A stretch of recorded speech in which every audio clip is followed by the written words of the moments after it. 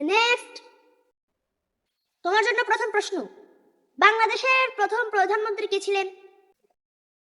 তাজউদ্দিন আহমেদ।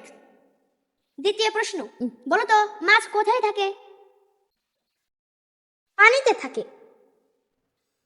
এবার সর্বশেষ প্রশ্ন, পৃথিবী কি গোল? কিছু কিছু বিজ্ঞানীরা বলে, কিন্তু তা নিয়ে এখনো রিসার্চ চলছে। আসসালামু আলাইকুম স্যার। এই স্যার, তুমি কি প্রশ্ন করেছিলে একটু বলো না? আচ্ছা, বলছি।